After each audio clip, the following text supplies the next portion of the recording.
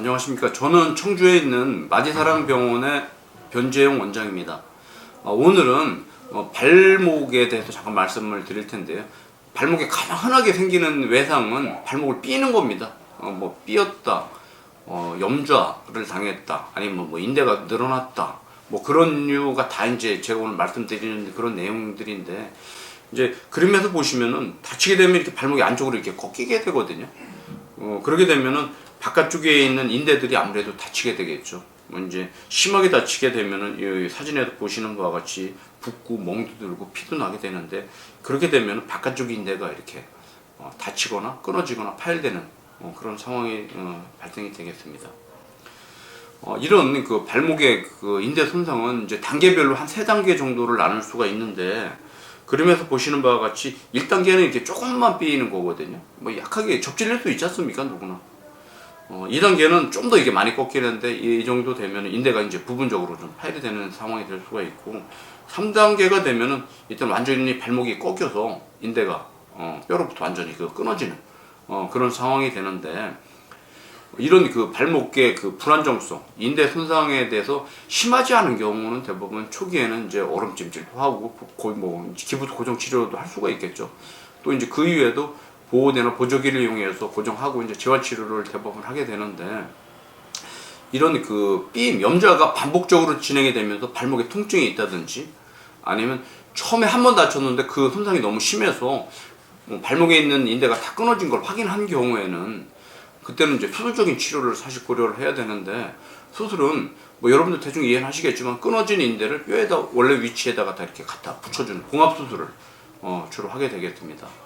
오늘은 이제 이런 봉합 수술에 대해서, 인대 봉합 수술에 대해서 그 방법에 대해서 잠깐 말씀을 드릴 텐데요. 요즘에 이제 가장 많이 시행하는 것은 그 앵커라고 그래서 이 나사를 뼈에다 박고 그 뼈에 달려있는 실을 이용해서 이제 그 인대를 이렇게 꿰매주는 그런 수술법을 이용을 하게 되는데, 잠깐 그림을 보면서 말씀을 드리겠습니다. 이렇게 이제 뼈에다 나사를 박게 되게 되면은 나사에 이렇게 실이 한 가닥 해서 이렇게 실이 2개가 있게 되겠죠. 이렇게 해서 이제 봉합을 하게 되는데, 아무래도 이런 수술법은 앵커 하나당 실이 이제 2가닥이 있기 때문에 앵커를 많이 박아야 보통 한 2개, 보통 뭐 많이 박으면 한 3개 되는데 2개 이상은 또 보험이 안 되기 때문에 사용을 안 하거든요. 2개 정도를 수술하는데, 이 실 4가닥으로는 사실 고정력이 너무 약합니다. 그렇기 때문에 고정 기간도 길 수도 있고, 수술하고 나서도 좀 붓기가 오래 가거나 쉽게 다시 다치거나 후유증이 되거나 재발이 될 수 있는 그런 단점이 있게 되겠습니다. 최근에는 이런 수술법이 좀 더 이제 보완이 돼서 좀 더 강한 실을 쓰거나, 아니면 그 앵커에 달린 실을 좀 뭐 이제 2가닥 이상 사용하기도 하지만은, 그래도 이런 앵커를 이용한 그 봉합 방법은 실의 개수가 제한이 되고 고정이 약하기 때문에 재발도 더디고 나중에 쉽게 다시 다치고 후유증도 생길 수 있는 그런 문제가 있어서, 저희 병원에서는 지금 비흡수성 봉합사를 이용한 인대 봉합을 하고 있는데, 비흡수성이라는 어떤 걸 의미하냐면은 녹지 않는 실을 의미합니다. 그 이유는 뭐냐면은, 녹는 실을 쓰게 되면 아무래도 고정력이 약해지고 나중에 시간이 갔을 때도 인대만의 힘에 의해서 유지가 되면 또 재발이 될 가능성이 있기 때문에 강한 녹지 않는 실을 이용해서 봉합을 하고 있는데요.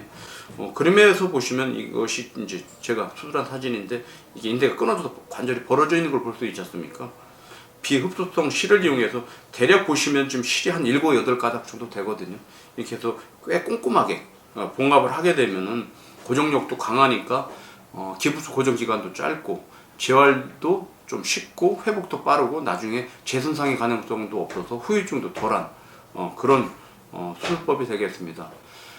발목의 불안정성, 인대 파열로 인해서 많은 분들이 이제 치료도 받고 수술도 하시게 되는데, 여러분들한테 이제 권해드리는 것은 앵커를 이용한 봉합 방법보다는 비흡수성 봉합 실을 이용해서 꽤 꼼꼼하게 인대를 봉합해주는 그런 수술법을 여러분들한테 소개해드렸습니다. 감사합니다.